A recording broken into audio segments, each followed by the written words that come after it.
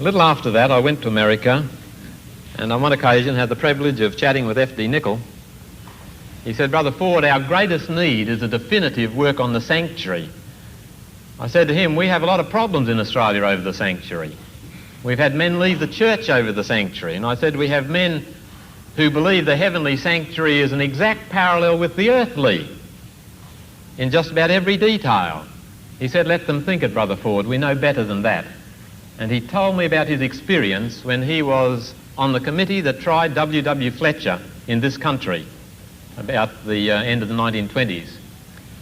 Nichol told me, he said, "Spicer," you remember the world president, Brother Spicer said to me, "It doesn't pay to be too literalistic about the sanctuary. It just doesn't pay. It won't work."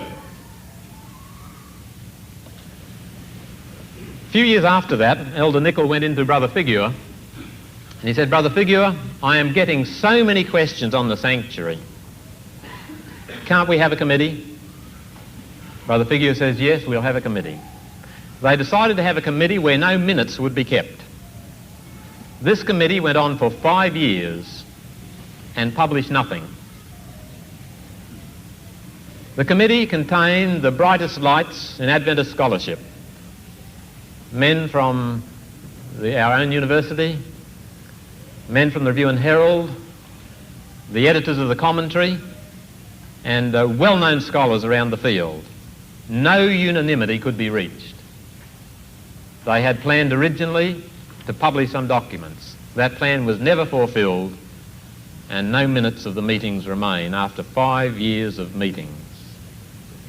Several of the people in those meetings took the position that it was impossible to prove the investigative judgment from the Bible. These were very prominent, loyal Seventh-day Adventists. They were not apostates. They were loyal Seventh-day Adventists. And if I gave you their names, they certainly would make quite an impression upon you. Suffice to say that at least 3 or 4 of them were prominent editors and writers, editors or writers, it might be safest to say, of the SDA commentary. And that we have thousands of pages of denominational literature written by these men. And several of them declared there is no biblical way of proving the investigative judgment. Today, in the 1970s, in every area of our ranks, from General Conference down, there are men that hold the same opinion.